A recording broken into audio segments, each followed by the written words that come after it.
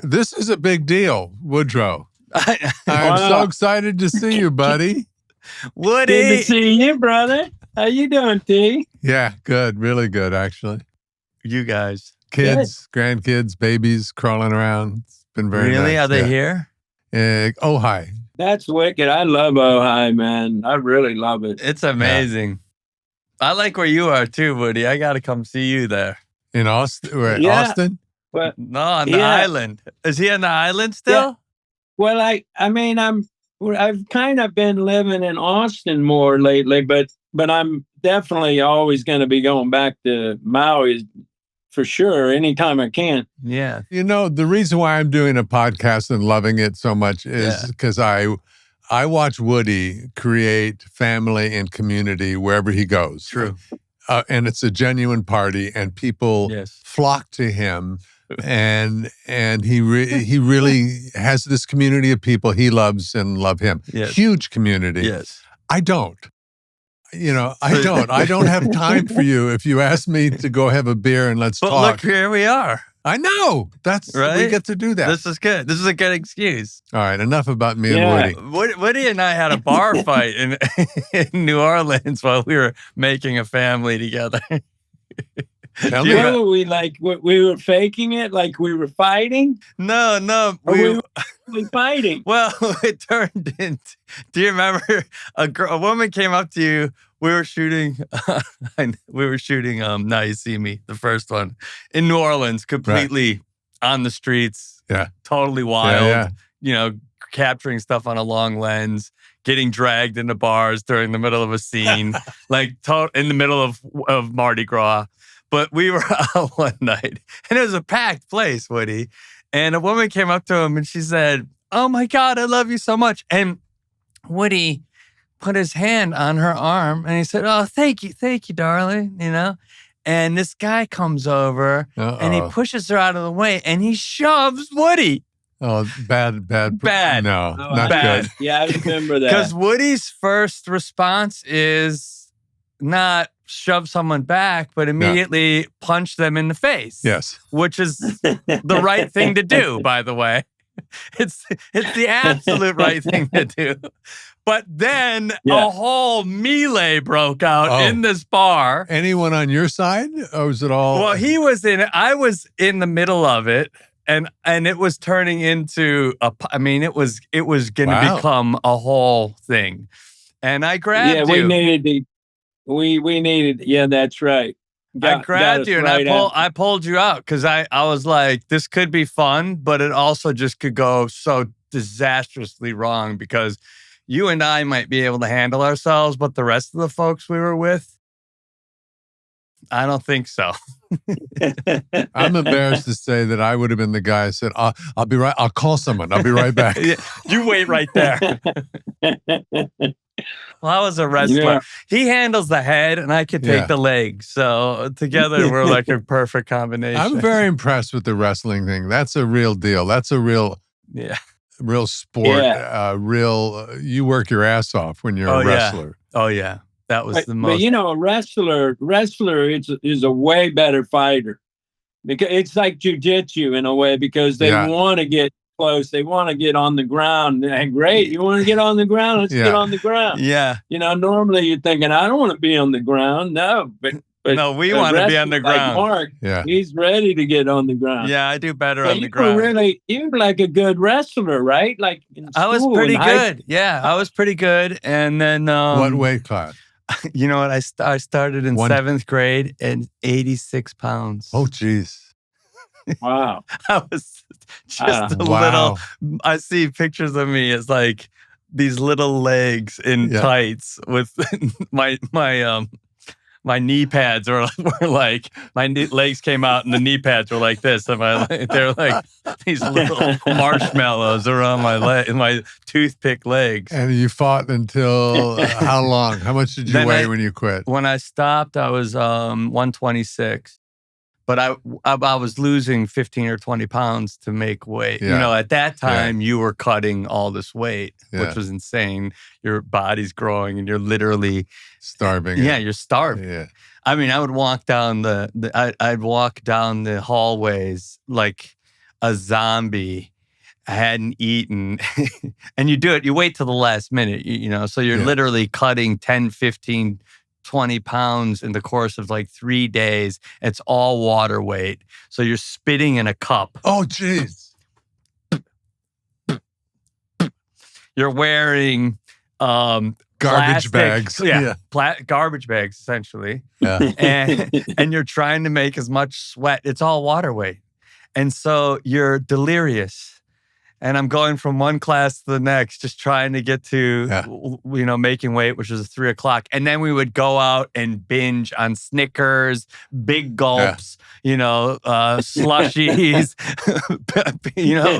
pizza, like the crappiest junk food. Most of it was sugar.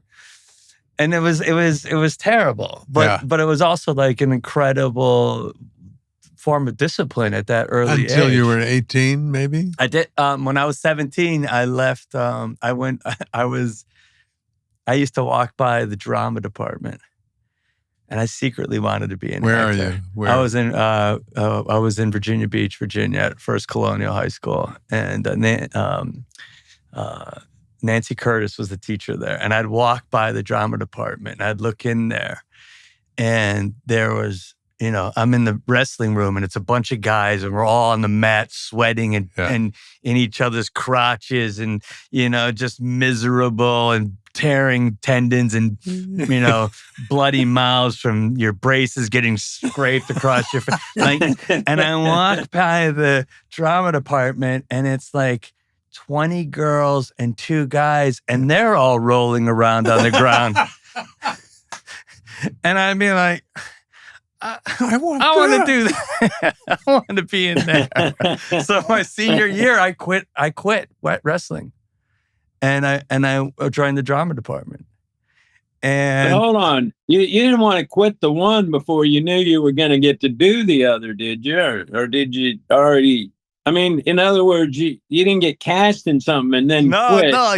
I took the drama class. I as an elective, I took drama, and all my friends are like, is there something you want to tell us?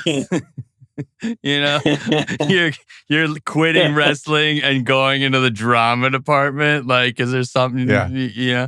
It's like, I'm sick of rolling around with a bunch of guys when they're in there rolling around with a bunch of girls. But I really wanted to be an actor secretly. Yeah. And so it was my segue. I could say, I was an easy A. That's what I told everyone. Yeah, it's an easy A. My senior year, it's an easy A. I can, I'm going to take the drama department. But as soon as I got in, you knew you'd found your tribe. And a kid broke his arm in the first production. A kid broke his arm, and Nancy Curtis, my teacher, said, I want you to replace him. And I said, I don't know if I can. And she said, I think you can. Do you remember what it was? What was the play? I think it was called Runaways. And it was about these kids who were it was a musical about runaways living in a halfway house. And and they're all in trouble. And I play a detective who comes in. And I basically just did Peter Falk. I was just, can I ask you a question? I just did Peter Falk. But I got a laugh, my first scene, a big laugh. And I was like, what was do you remember the joke? It was some, I was on the phone, and I was like, yeah, excuse me, Mrs. Hold on a second. And I was like, I just made something up. I was smoking a cigar, and I was like, excuse me. And there's a big laugh. It was just a stupid bit, and shameless, and you know me, and it was a big laugh, and I was like, "This is what I'm gonna do for the rest of my life." Yeah, that big laugh did it, right? Buddy, there is nothing better, right? Nothing better. Happened to me the same way. I followed a girl into an audition because I wanted to be with the girl. She didn't want to be with me. Yeah. I thought she was making up that she had to go to an audition just to be away from me. I tagged along to stay in the room. I had to audition, so I made something up, and somebody laughed. I don't think a lot, but somebody laughed, and I went, oh, this is almost as good as basketball. Almost. Right. And I was hooked. But not as hard. But everything made sense in life. Right. Everything was right. So after that, you knew. Yeah. I mean, you had the calling. Yeah. And Woody, you were doing theater too, right? Yeah, my senior year. It was. Just like you. Yeah. And it was the same kind of vibe. They call you a theater. Yeah. And the kids were just so hot. The jocks. Yes. And there's all the different compartments of people. Yes. Did you move freely between all those, by the way, just quickly? Were you someone who moved freely between all the different groups? You know he was. Yeah, I think so. Yeah, I kind of did. Yeah. But it was like, I remember doing the first play I did was Little Abner. That's right. And I played Senator Fogbound, I think it was. And I had one number, right? Yes. So I did this number in front of the live audience when we finally, did it. And after all that rehearsal and everything, and it sure paid off. The audience was like in hysterics and they loved it, although I didn't think it was a particularly funny song, but the appreciation was over the top. And afterwards, my mom said, "Oh, that little Jimmy was back behind you during your song doing the funniest dance." And that's where I learned about upstaging, and I never forgot. No, you have not. Let me be the upstager. That's right. Oh, that's great. I love that. You're like... Yeah. Yeah. I was just thinking, man, am I crushing it? That's amazing. But you fell in love with it. I think it's the same thing. But I did that my senior year. I just did a couple things. And then it was really when I went to Hanover College, I had thought, well, you know what? I could keep my hand in. I like this theater thing. It's exciting and scary, get on stage. And but it was my sophomore year. I did this play, Mad Woman of Chaillot. Oh yeah, like French play. Yeah. You know of it? Yeah. That's a lot of people were doing that back in the day. That was like one of the popular ones. Yeah.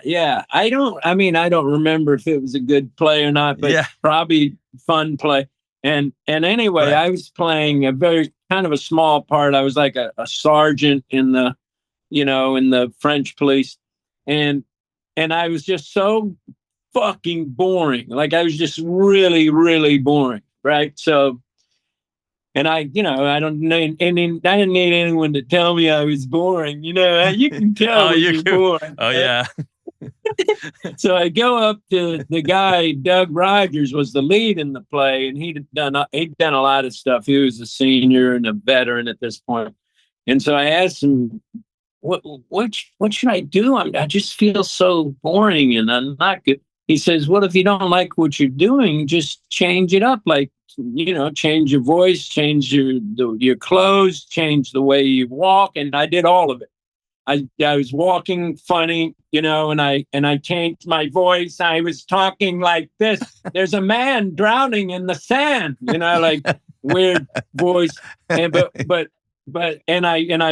did that classic kind of, the thing Johnny Rats does, where he pulled up the pants so you could see the white socks. Yes. And anyway, so then my very first thing I'm supposed to do is to walk on the upstage and look at the Mad Woman and then walk off. No lines, but I got my billy club and I'm doing this funny walk. Ovation. They applauded me. And I came off, and hadn't said a word. And the other actors are like, what did you do? And I'm like, I'm not sure, but I'm doing it again tomorrow for sure. Yeah. And that was it. That's when I was hooked. Yeah. I'm still that actor. Applaud. I'm always looking for, couldn't I have a scar or a limp? That please give me something. Yeah. Clearly I'm not enough. No, you had to stand out, man. Let's talk about how courageous you are. I mean, Woody, you are too, but we're going to talk about Mark. Well, Mark, you are such a ballsy You're one of the great environmentalists, dude. Ballsy you too, brother. You've been talking a lot about what's going on in the world. which I'd love to get to and all of that. But it's also in your performances. Poor Things, to me, is one of the most astounding performances I've ever seen. Truly. It was so good. Did you see it, Woodrow? That wasn't with him, yeah, absolutely. Fantastic. It was outrageous. It truly was. It's over the top. Yeah. Yeah. What's his name? What's that director? Yorgos. Yeah. Yorgos Lanthimos. Yeah. And I know there's lots of stuff that happened in your life, which we can talk about or not, whatever, but there's a lot of human, real, intensely real tragedy. So was the courage that you feel to talk out in life, to act and be bold, did that come before human stuff that was big in your life? The death, the tumor, all of that stuff? Or did you get that from your parents? Yeah. Were you always that way? I'm always courage, I was a pretty courageous kid. Part of it was wanting to be liked. So, I was not good in school, but I was pretty good physically. Woody could probably knows a little bit about this too. I think we're similar in that way, and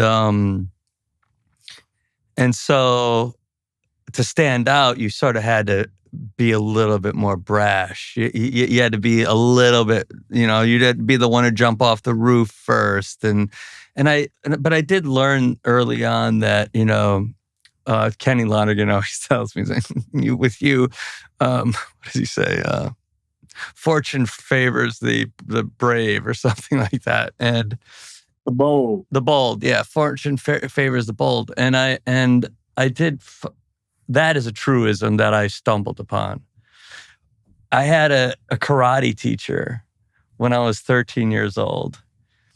He gave everybody. You have a bukto, which is your sword, but it's a wooden sword. It's a practice sword. And on your bukto, he wrote in Japanese. He was a 17th generation samurai.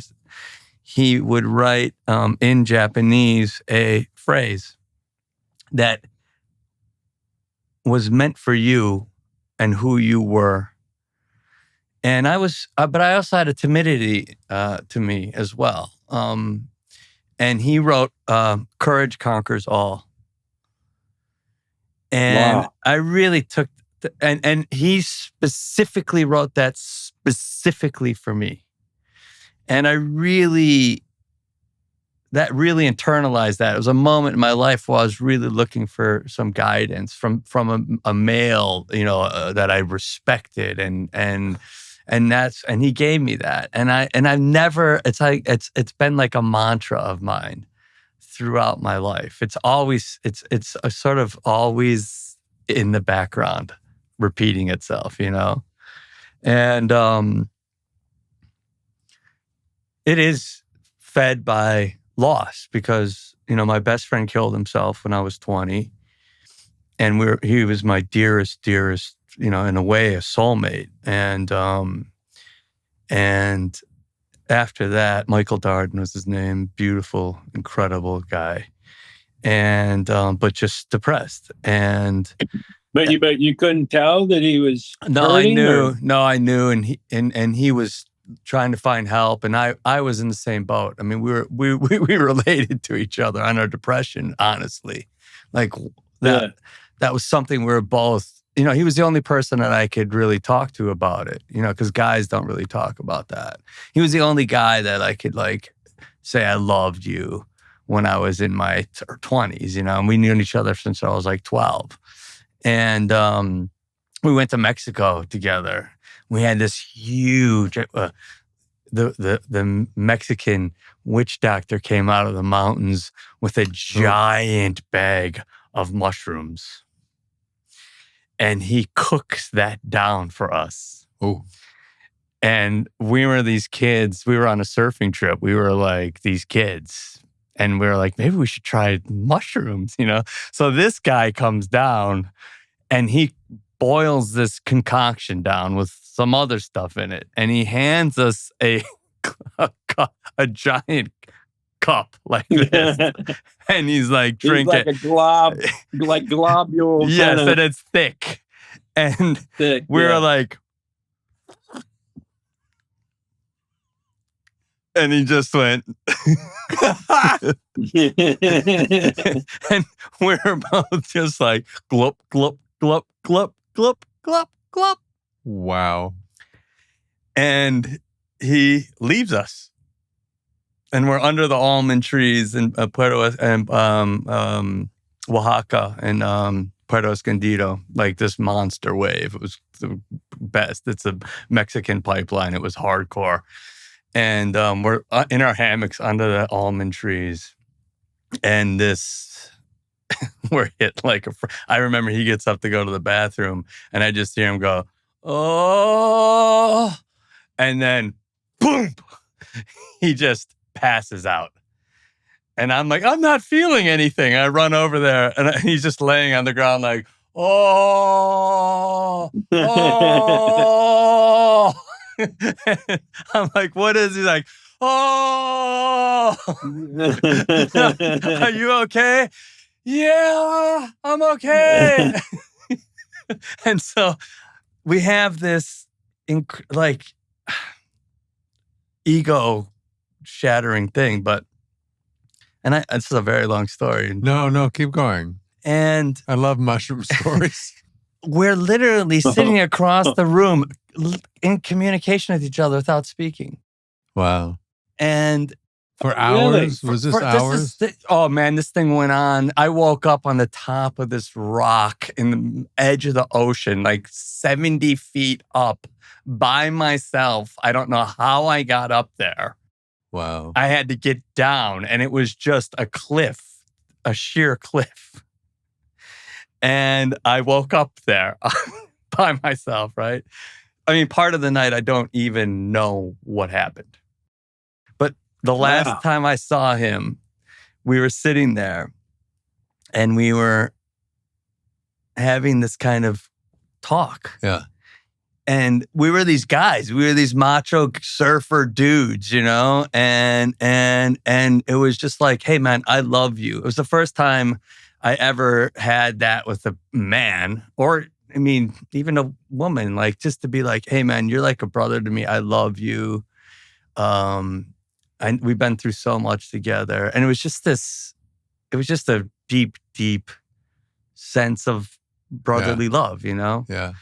And, but that was our relationship ever since then. It was just that connection, you know? And then, yeah, he killed himself. When?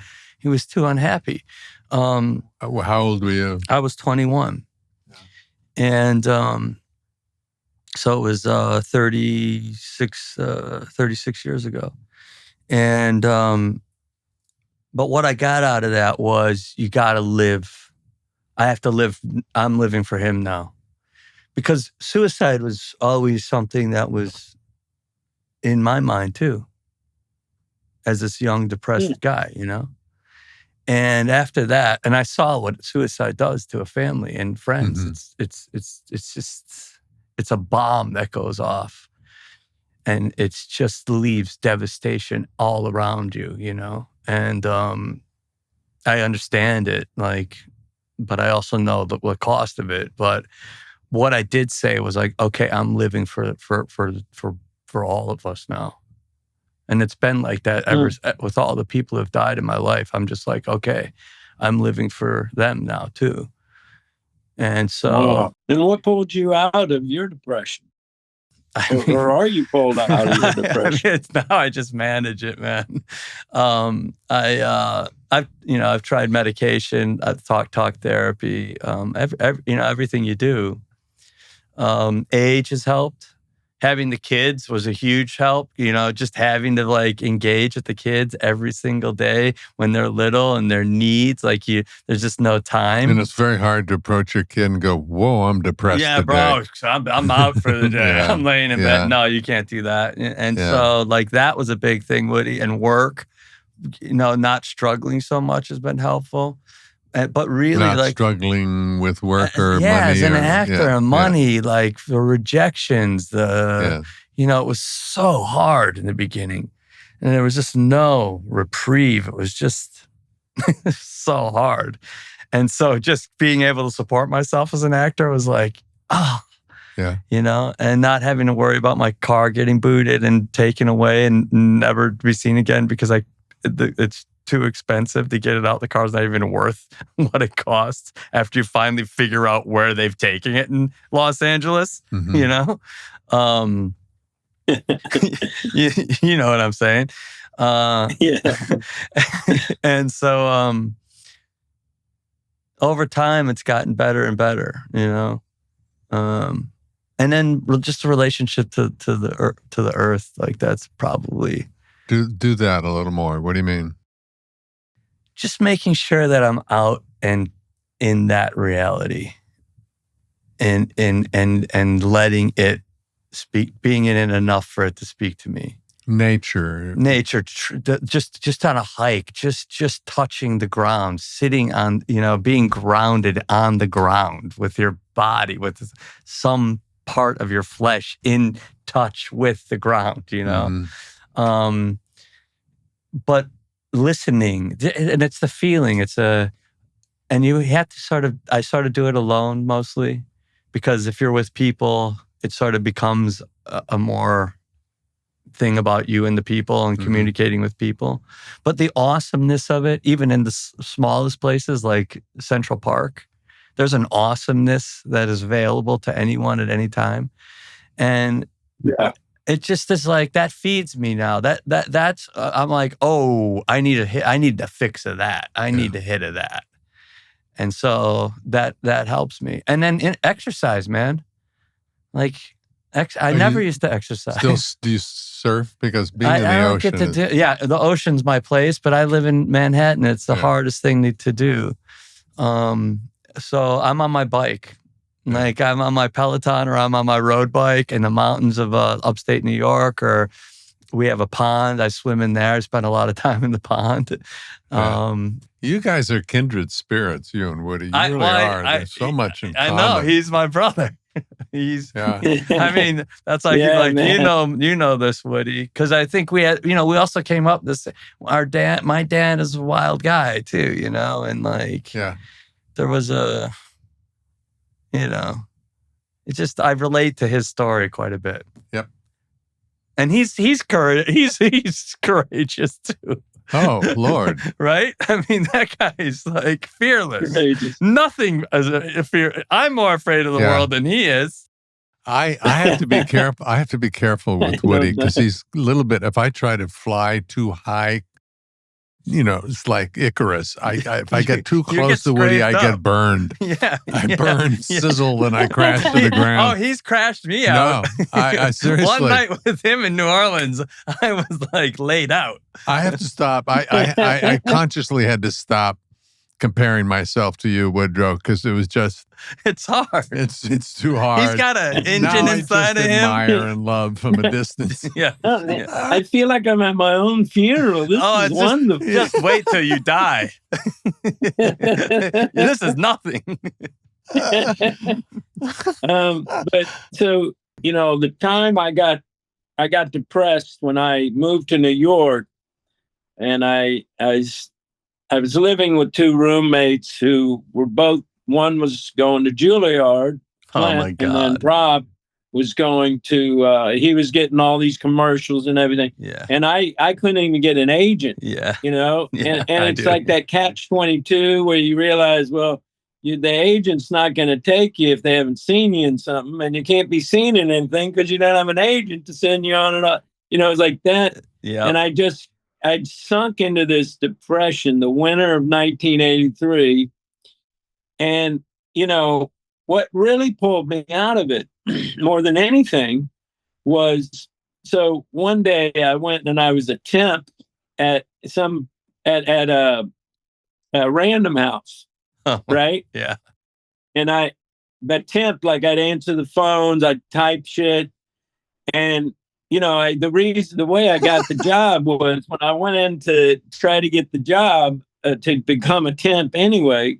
They sent me around to different places, but anyway, I found in the trash a version of what I was supposed to be typing, the typing test. So when I did the typing test, boy, did I score well, because I had already typed it up. Yeah, of course you did. But anyway, I was at Random House, and then I was leaving Random House, and I said, well, oh man, you got all these books here, and there's a bunch of classic novels and stuff. And they go, you can take whatever you want. I was shameless. I must have taken 200 books off that shelf. Like they were thinking, you can have a book, and I had it in a box that I had to drag because I couldn't carry it. It was so heavy. And I had to drag this bag all the way down the sidewalk to my apartment. Huh? And this is I was living on 51st between 8th and 9th. Anyway, so I get them back and I started reading. And it was one of the most helpful things for my, rather destructive thinking, was just getting into these other characters' lives. Yeah. And of course, many of them had real trouble. You're reading Charles Dickens, everybody in there's having more trouble than you are. Yeah, that puts things in perspective. Anyway. I never heard that story. I love that story. I never knew that. Cool. Yeah. Yeah. And then did that pull you out pretty much? Or have you had bouts of it? You don't seem like you're ever depressed. No, I'm really a generally happy person. Yeah. But I do think that was maybe the best thing that I just I've always been a reader, but I just was so immersed in these other stories, Like you read Papillon, for example. I mean, you got no fucking problem. Exactly. At all. That's 100% true. That's right. Oh, yeah. Anyway. Was that one of the ones you read, was Papillon?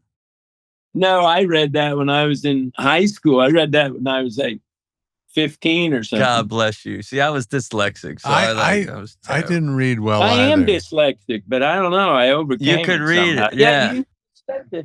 I was reading about you having dyslexia, and I thought, I don't remember you. Did we ever talk about that? No, we didn't. No, and people didn't talk about that. That was something I was ashamed of. I didn't want people to know. So you were kind of faking your way. Oh, man, I totally Me too. Faked. Well, how did we look at us now? Yeah. Does your brain still mix up the No, it's a thing you grow out of. Did you grow out of it, you feel like? I have a different thing. I don't mix up. Sorry. I have a thing where I can't retain. I can read for pleasure because it just goes in and out. Yes. But if I'm supposed to retain and regurgitate what I can't do it. So hard to do. No. Yes. I have to study it. Yes. Paragraph by paragraph. Yes. So you wander. Yeah. I gave up is what I did. Yeah. But how's your memorization skills generally, Teddy? I have to hear it. I have to be taught. Nowadays, I have to be taught by my daughter, and I get it right away. Bump. Yeah, I use an app that I record my lines in, and I listen to them and I say them with the line. It's hard for me. I'm terrible at memorizing lines. Yeah. So, Woody, it's easy for you. Well, I wouldn't say it's. I mean, I'm memorizing now. I mean, this is an epic amount of words I'm memorizing. I start Monday this movie, and it's like, holy fuck, man! Like, the brain, like, and I haven't done anything to help my brain. I got to say, I've done a lot to not help my brain. And boy, it's like, I memorized Zoo's story on a Sunday, the whole thing, all the monologues and everything on a Sunday when I was in college. That's another. You got a different brain. We don't relate over that here. I can't even understand. No. Well, now it's my brain level has the wattage is just down to like one last neuron or dendrite. I mean, it just barely. No way. Anyway, when they turn the cameras around, while they're turning the cameras around, I have to reload the lines into my brain. I get it. I'm there. You know what? But you do what you have to do. Fuck it. Right. Who cares? It's harder. That's right. Who cares? That's not. I mean, there's a lot harder jobs to do. Athletes, they play hurt. We're playing hurt. That's right. It makes us better. It makes us have to learn the lines in a way that makes it better. I don't know. It's a gift. Yeah. I think there's always a gift in the hardest things. You just don't, it takes you a long time to know what it is.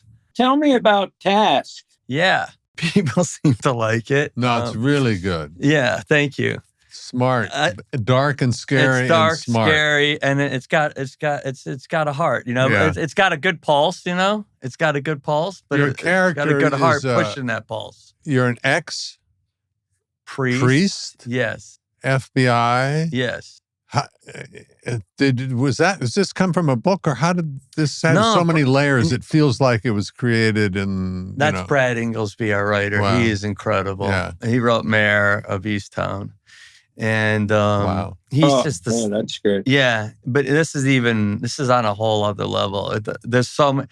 He like front loaded this character. My character Woody he's an ex-priest who Catholic priest who became a chaplain for the FBI and was going to mass shooter events to counsel the community. And he met a woman. While doing social work, fell in love, left the priesthood, and decided, because he made those connections at the FBI, to move towards, police work. And married the woman, couldn't have kids, adopted 2 Puerto Rican kids, Dominican kids, and one of them's mentally ill. And he... this is before the first episode, ends up having a schizophrenic break, attacks the mother, my wife, pushes her, she falls down the stairs and dies. He's in prison. He's in prison, and that's where the show begins. I'm on leave. I'm basically working a desk at a jobs fair, totally fallen into alcoholism. And that's where the show starts. I'm surprised. I'm surprised they didn't come to me first. I'd love to see you in that part. Actually, oh man, that would be a treat. Actually, you have so much life under your belt that you walk in and you don't have to do anything. Or that's your acting talent. One of the two or both. But you hung out with FBI. Yeah. So I hung out with FBI. I've done 3, played, this will be my 3rd FBI agent, but one of them was in, right. Now You See Me. And so I spent, actually for that, I did spend a lot of time with the FBI guy. And that was probably the deepest FBI preparation. I feel like it set me up to play FBI agent for a while. But I also had this great guy, Scott Duffy, who was an FBI agent and a trainer who was with us every single day on set. Which one? For which one? For Task. For Task. Oh, wow. And so he was really, I was always going to him. Or calling him or texting him and just being like, what is this? How does this work? Does this seem honest? What about this approach? And it's an interesting. Did you work out with him too? No, you'll have to see his character. He's a trainer. When you see me, no, he trains other FBI agents. He's like a teacher. I see. Yeah. Oh, I thought he did. Oh, yeah. I thought you meant like, did you guys become such good friends that you started training together too? Yeah, Mark got a little plump for this role. That's a suit. Oh, God bless. Yes. Much easier on your body. Oh my God. Because I was thinking, damn, you really did put on some weight. You just never let yourself go, do you, Mark? I have. You're fit, dude. You're fit as a fiddle.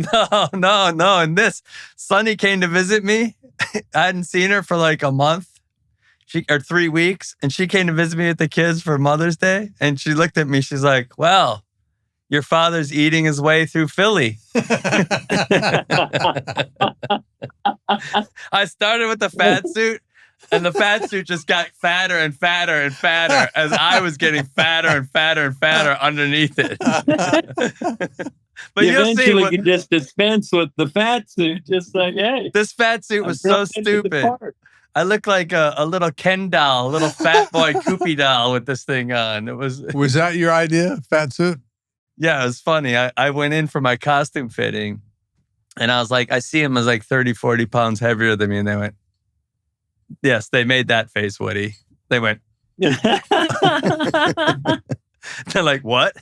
I was like, I see him as 30, 40 pounds heavier than me. They're like, okay. I was like, do you have anything? I'm like, well, we have a pregnancy belly we can work with. I was like, get it. So we're doing the costume fitting, and they're pulling out bigger clothes. Yeah. And my assistant is watching this, and I go to ask him for something to go to the bathroom. He's like, can I talk to you for a minute? I was like, yeah, what's going on? I was like, I don't think people really want to see you as a fat guy. And I was like, thank you. Thank you for the input, Arthur. But this is kind of how, but when I walked out, we were doing a screen test that day, and I walked out and the producers literally saw me and they were like, the same response, like, what is he doing? And I was talking to the director and Brad Inglesby, and I was like, "This is how we see it." And they're like, "No.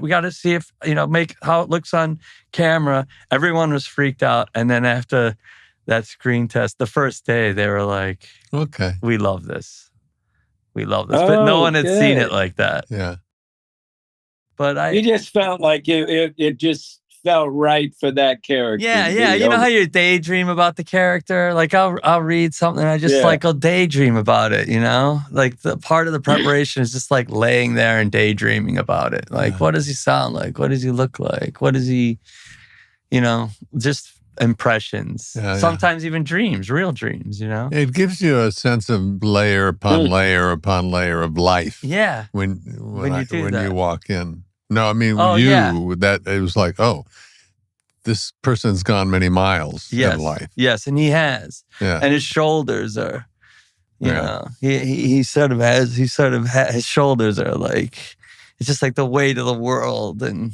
I love that you said that you discovered FBI's, the empathy. Yes. That the guy you were hanging with. I think the great FBI agents are empathetic. They're one of the great, the really, where you really do the FBI work is interviews. It's all about interviews, Right. And to be a good interviewer, you guys know, because you're good interviewers, is you have to be empathetic. You have to like listen and feel and find what is motivating and be curious. Yeah. And to be curious, you have to be empathetic to somebody, You have to feel into them a little bit. And my guy was like, Scott Duffy's clearly an empath, And he's like, yeah, that's one of the techniques that really pays off. You want people to trust you. You want them to feel safe with you. And the way that you can do that is through empathy, understanding where they're coming from. I have a friend who spent some time in prison. He had a drug issue. He's sober 17 years now. He's a great actor. Is his name Robert Downey Jr.? And that's one of them. I have another friend who has been in prison, who is a drug addict. But he told me, he's like, Mark, there's no excuses, but there's reasons. And he told me that early on. Well, I was talking to him about this. And it wasn't about this, it was about something else. But he said that phrase to me, there's no excuses, but there's reasons. He's like, I'm not going to make any excuses for why I ended up in prison. I deserve to be in prison, but there's reasons why I got there. And we all want to be witnessed. We don't want to have to be, you don't have to forgive me for what I did, but I do want you to see me, Exactly. And that's the reason. This is my story. Yeah. And we all want to tell our stories. That's why I think we're so lucky as actors and we get a bad rap, right? Like you actor, Hollywood liberal, whatever, right? We get a bad rap. But what are we really doing but like entering people's lives and trying to tell their stories as honestly as possible. Without judging them. Yeah. I mean, and you can't really, we could send people up and do, satirical stuff, but you really want to we want to tell the truth, you know? Yeah. Boy, we could switch gears if you guys want to. Empathy is a great way to start talking about what's going on in the world, or lack of empathy. Yeah. And you are so outspoken. Outspoken's the wrong word. You are outspoken. No, you speak out. That's better. You're a great voice for the truth, dude. Oh, man. Thank you, guys. I don't know. It's so weird. It's like we're all on the Titanic, and we got the champagne going, we got the violins, and it felt a little bump there. Okay, no problem. Let's keep the party. And then it's just like, we're going off there. We're going in the triangle of sadness. Yeah. Yeah, right. It's the triangle of sadness. I loved you in that. I haven't seen you since that. I sent you a text, but I don't know if I still have your number, the right number. So I don't even have a phone anymore for 5 years. So you definitely. I love that. Someone's been, I'm like, Woody, how you doing? Yeah, he's a free spirit. Everyone around him's working their asses off, but he's a free spirit. Hi, Laura. I'm talking about you. Hi, Laura. It is hard. It's hard sometimes, like when I go somewhere and I'm supposed to meet someone and then they're not there. And I'm like, well, I don't know what my next step is. I don't have a phone. I have no ability. I don't even have a number to call. It's like that happened to me the other day. Just like, fuck, there's sometimes you think I might have to get a fucking phone again, I love you don't have a phone. We should all have a right not to be digital. We're like forced to be digital. We don't have a choice except your Woody. I still email. Yeah. But the problem is, if I email you now, you get it's an email address you're not familiar with. So Have you emailed me? I've emailed you like 50 fucking times. Up, man. No, don't go there. No, I'm kidding. I made that up. But I was like, I missed your email. Wait, what is your email address again? Just for the viewers. I'm not gonna say it on the thing. We'll cut it out. Go ahead, tell us. Yeah, go on. It's too dangerous. I'll be asking you to do shit all the time. You know that. If you give I'm gonna send you a email, and I'm just put aloha in the subject. Yeah. Well, I have a new email address too. So. Oh, fuck me. Okay. How am I gonna go through me? I got the same one that I've had since I was 13. I'll give it to Ted. Oh, perfect. I'll give it to T. Okay. T, I love it. You just called me T. That's what Woody used to call me. I heard him call you T. Yeah, I still call you T. You were listening. I wasn't. Sorry. Well, you've been with him a long time. And it's a horrible time. It's a sad time. It is sad. It's scary. I don't like to say it's hopeless, even though they may have won already. But it's not hopeless. No way. Yeah. No, we can't succumb to that. I mean, we can, and it's grievous. It's with touch of wickedness every once in a while. But it's also like we can be in grief. We could have grief about this. You know, like that's okay. Yeah. I think we are. There is a loss. Something's being lost. Something that we feel a loss. But also, like I said, in every bad thing is a gift. There's an inherent gift that comes along with it. And that's just been my experience. Every terrible thing that's happened to me has always been a gift inside of it. Even when somebody dies. When somebody dies, they're actually leaving you a gift that of learning, something you learn from their death that you can't get any other way but them passing them. Because it is so real and so truthful when there's no wiggle room. No.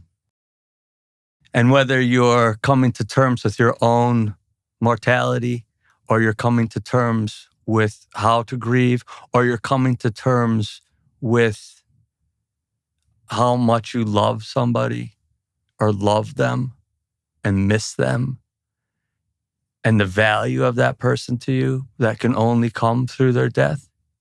That's their gift that they're giving to you in parting. And that is part of your growth as a human being. And so there's nothing that's happened to me. I mean, terrible things have happened to me, and I would take many of them back. But I also know that I learned more about being a human being here from those things. Right. And I feel like in this time, what we're seeing, said the apocalypse. The apocalypse is the actual word apocalypse. The root of that word is the veil, to move the veil back. And I feel like what we're seeing is a reality that's been ongoing. But under the veil. Yeah. And now we're all seeing it. And now we have to be conscious and make a choice about who we are, who we're going to be in the world, what kind of world we want it to be. And that's where the hope is. Because I'm seeing things happen that I never 5 years ago would have imagined. I'm seeing people engage in ways that I've never thought would happen in America. I'm seeing the world being engaged on issues that I never thought would happen. And I don't see any other way for us to move forward without it, because the system has been so gamed. It's been so corroded. It's been so tooled. Fucked up, tooled, yes, to work against the people. There's a study that just came out. 0.01% of policy is actually reflective of the common citizen of the United States. Every decision, policy-wise, that's being made is money and power. Yep.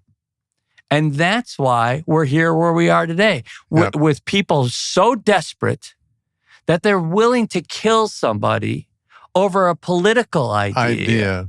That's where we're at. Yep. And that's the reality. And the only way you can go down that road is if you lack empathy. When you get to the point where the only way to solve a problem is to kill it, is to use violence against it, you're either so desperate, you're mentally ill, or you've lost your empathy, which is really mentally ill. Yep. In a way, isn't it? Yep. But I see this time, and believe me, I wake up in the middle of the night like, what is happening? Is this a nightmare? Is this real? But by dawn, the day breaks. You see your kids. I see my kids. I see people actually getting engaged who weren't engaged. And we need to be engaged. We need to be awake. Yeah. But now the question is what do we do? And that's a question that I think people are starting to seriously ask now. What would be nice is you could take just a fraction of the the trillions of dollars spent for the war machine and just put that toward buying up rainforests, or just doing simple, hopefully metamorphosizing the way we have our energy and our energy needs, both collectively and personally. Yes. Just feels like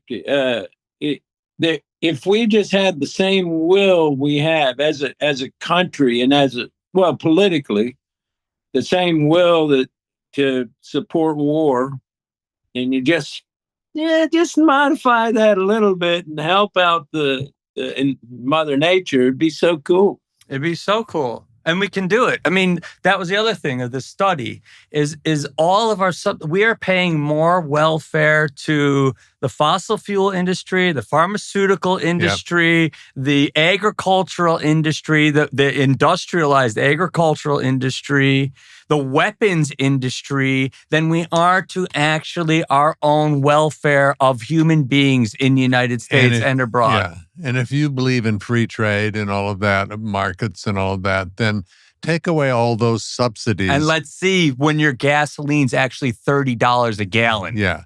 You all of a sudden, would not be all gung-ho about it. No. We are supporting, and it's the And when we say we, structure. it is literally our tax dollars. It's our tax dollars. This has nothing to do with a Republican or a liberal or a conservative. Dude, that's it's the fact. They got us all in this game. We're at each other's throats. Well, these guys are making off like bandits. And I think that's the reality that people are coming to understand now. The same people in MAGA who are raging, they're raging over, and this is the same. Trump tapped into this idea that there's corruption, that the people aren't getting what they deserve, they're not getting what they need, the elites are taking it all, the game is rigged against us. But what he did was make it on the idea of race. Mm-hmm. He's scapegoating race and immigration, which is what a fascist regime does, right? But the truth of the matter is, it's all of us. This is why they killed Martin Luther King Jr. Martin Luther King Jr. was actually using the civil rights movement to integrate the working class and the people of color. That was the next move. And that is too powerful. Yeah. Because once you take that race out and you unite the people based on economics, they're having us fighting a culture war, but the real war is a class war. Yeah. I don't want to be that too radical, but that's how I see it. I think that's beautifully stated. I mean, I feel like no, go ahead, Teddy. Go ahead. I'm the only place where I feel confident talking, not because I'm an expert, but I've been doing it for 35, 40 years, the environment, climate change, oceans, all of that. I've hung around scientists and been a spokesperson. So I feel I have some license. And not to score points. I don't get to go, so you see, these floods are coming because of oil companies. I don't get to do that. No. All you get to do is be human, caring, hopeful, da-da-da-da. That's how we do it. And that's storytelling. Why does storytelling work? Why does something like Dark Waters, okay, which is really fantastic. Like, why does that? I'm so sorry, I didn't see it. Just quickly. Dark Waters is about phenomenal. It was a story that I read in the LA Times, a New York Times magazine by Nathaniel Rich, Frank Rich's son. And it was, the title was The Lawyer That Is DuPont's Nightmare.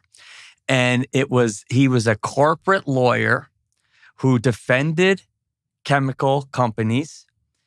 His family's friend reached out to him and said, my cows are dying.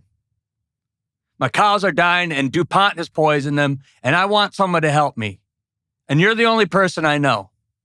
Wow. So he shows up there. He grew up next to this farm, going to this farm in the summertime, knew this guy.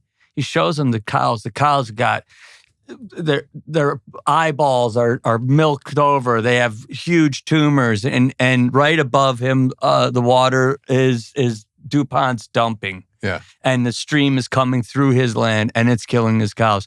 And he says, I'm going to help you. And he uncovers the fact that DuPont had been poisoning us since the 50s with forever chemicals, PFAS. And he got the biggest class action lawsuit in the world, and which he used to make the biggest human health study ever done to prove that PFAS, forever chemicals, which is in all of us, is linked to 17 different illnesses. And then he used that and this is the story of that, right? There's been so many documentaries written, done, so many articles written, but that movie. Wow, that's amazing. That movie has changed more laws in the world than any of those other efforts have done. Storytelling. And it's storytelling. Yeah. And what is storytelling other than empathy and action? What is storytelling? I mean, the whole idea of empathy being some made up thing is so, it's so funny to me. It's just like, the world would not work without empathy. Yeah. You couldn't do your job without empathy. I don't care what your job is. If you're a salesman, if you're a doctor, if you're a lawyer, even working, I just don't know how the world would run without empathy. And it's smart. If you want to be selfish, it's brilliant selfishness to understand the other person. Empathy is what we need to survive. It's not what we're using to destroy ourselves. It's not suicidal. It's how we actually are going to live and thrive is through empathy. Yeah. And look at every single successful person that we know has, well, no, I can't say that. Sorry, there's some real assholes who don't have empathy. They're sociopathic. Yeah. And they do pretty well. Elon Musk, for example, or Jeff Bezos, or any of these people now, Mark Zuckerberg, all of them are lacking empathy. Just a quick parenthetical thing. I was in a show called Damages where I play this billionaire sociopath. Yes. And they had me talk to, they were so brilliant, the writers, to a Fortune 500 guy. And he said, because the study that came out of, I think, Harvard was that the similarity between people in prison and Fortune 500 executives is they're both sociopaths. They both have a lack of empathy. Right. This is a sweeping generality. No, I know. But this guy said, I realized with the help of my family that I didn't have the ability to empathize. I just literally don't. I hired somebody to be with me in literally every meeting who was capable of empathy so he could tap me on the shoulder and go, you're missing the point here. Wow. Isn't that amazing? That's incredible. Wow. Yeah. We have too many people lacking empathy. Running the show. Yeah. But I was going to say, there's a lot of people in prison who do have empathy. That's true. That's true. Be more per capita, more Fortune 500 people without the empathy gene. That's right. Yeah, thank you. Thanks for putting that in. Well, now we're warehousing people in our prisons. I mean, we have more people in prison here than any other country in the world per capita. I feel like, because I have a friend who does Pathway to Kinship, which is this helping people get out by learning to truly empathize with what they have done to a family, which is the only way, if you've done your time, you will get paroled, really, is if you see that you really do understand the impact you had. Help them do that. This person, my friend Mark Bahanian, and then he helps them get jobs, high-paying jobs in unions and stuff like that, to keep them out of jail. Yes. Because if you don't be smart about that, then you're just feeding the system again and again. And that system is a big money-making system. And look at all these. Yeah. I mean, the Alcatraz, the alligator Alcatraz. I mean, how much was that? It was like hundreds of millions of dollars for a few tents. Someone ran off with that money. Yeah. They closed it down now. That money's gone. Yeah. You have Holman taking $50,000 from some schmo in cash. Yeah. And what is that? That's a bribe for one of these prisons, these detention centers that they're building. Yeah. And these detention centers they're building them all over the United States to warehouse people who have mental illness, who didn't have a chance, who weren't taught any skills. I mean, and that's their. But we look at Baltimore, what the mayor of Baltimore is doing. What does he do? He opens up the pools later for the kids. He's teaching the kids at community. He's opening up more and more community hubs for the kids to go to after school. And the crime rates have plummeted there. We know how to do this. Sure. We know how to do this. Yeah. But there's big money in prisons. Yep. Huge money. Yeah. And when we stopped, we made the privatize the prisons. It's a money making, yeah. This is all fixable stuff, This is not so esoteric, There's other countries that know how to rehabilitate criminals. It's doable. I'm sorry. No, this is good. All of a sudden I thought, this is the podcast that changed the world. Yeah, never. People listened and went, oh my God, those three actors. Ooh. All right. No, it's going to take what's happening. For the common man. Hey, but guys, I'm sorry to say I have to go because I have a dinner that I'm supposed to be at. Wait, where are you, buddy? He's where in Paris. Oh, I'm in Paris, and I'm doing this movie. We start shooting Monday, and Kristen Stewart's playing my daughter. So Great. I'm supposed to meet her for dinner, and I think it'd be really impolite to be late. No, you can't. Hey, give her Mary's and my she'd love. be like, yeah, just like a father, late as always, whatever. You could do that. I love you so much. Give Laura our love, will you? Love you, man. I love you too. Hey, Mark, what a fucking pleasure to see you and get to talk with you, man. I wish I was there in person with you guys. Teddy, always the best. I'll see you down the road. I'll see you down the road. Love you, buddy. Man. Now we can talk. Now we can talk about him. Oh, now you guys can talk. Oh, damn! He was listening. Hey, man. We don't have to go on, but I'm sorry I got on my soapbox. That gets actually kind of boring, actually. No. See, I'm sorry. This is, well, for me, I'll just speak for myself, that I am in that position of, am I being courageous? Am I speaking out enough? What is my lane? What makes me feel comfortable and real? And what's really, for me, the thing I thought about before we sat down was how much license you have when you talk about gun violence. You have there's genuine, deep empathy that comes out of you because of where you've been and that your brother died from gun violence. So I so honor that same kind of courage and going for it you have in your acting, you have in your life, and it's legit. So I'm really glad you spoke. Okay. Because it is. Thank you. You're not talking about ideals and belief systems and fuck them. You're talking about empathy. Yeah. I try. Yeah. Because we're all in this together, right? Ultimately. Yeah, we are. And that's the one thing that kind of, well, it's probably me being righteous, to be honest. But I always think, you can call it a hoax. You can do this. You can do that. You can, but climate change doesn't give a rat's ass what your belief system is. No. It's marching forward. Oh, yeah. And it's only going to get worse. Yeah. And I think it'd be a shame to lose us as a species. Do you know that 80 million Americans believe that climate change is real and it's caused by actual burning fossil fuels? And they want someone to do something. They want the state to do something about it. That's the polling. That's the recent polling. 80 million Americans. What a fraction of that is actually voting.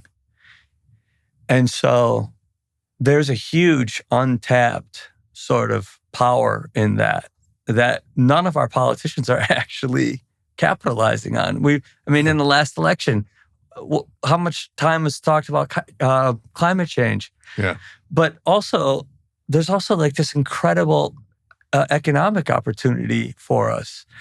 The biggest emerging market in the world right now is renewable energy, and we're handing that all over to China. Yes, and we're walking away from it. Yeah. And just even this year, it's a 10% jump in renewable energy. And by the way, we're also at peak fossil fuel. The reason they have to do fracking, the reason they have to do tar sands, the reason because it's going away. It's gone. And the reason gas, it's only going to get more expensive. The reason we don't actually see what we're paying for it is because we're subsidizing it. Yep. But we're literally paying $20, $30 at the pump because all of our tax money. And here's this wonderful irony. I think that the most clean energy coming out of solar is coming out of, and wind is coming out of Texas. Texas. Isn't that wonderful? Of course. Because they're not dumb. No. Energy is cheaper. Exactly. And that's the way it is. If it's cheaper, we move towards it. Yeah. And it's cheaper now. So it's just all... But we're going to come out of this. How old are your children now? My son's 23, my middle daughter's 20, and my little one's going to be 18 in a little over 2 weeks. Yeah, pretty magnificent. We have all of our kids. We have 4 together. I had 2, Mary had 2 when we got together, and they're now in their early to mid 40s, and our grandchildren are 13 down to, That's amazing. How big is the whole family now? How many grandkids and 5 grandkids and 4 kids and their mates. That's beautiful, man. Yeah, it is. So, you know what? We may not know how to do it, but they're pretty hip. There is hope. They're hip. Yeah. I think there's a lot of hope. I just think, it's always darkest before the dawn. Love talking to you. Love, and we didn't pay enough attention to how magnificent an actor you are, but everybody knows that. So this was fun. It was fun That's an honor. Hang out with Woody coming too. From you. Yeah, I loved it. It was so fun. Thanks, man. Thank you.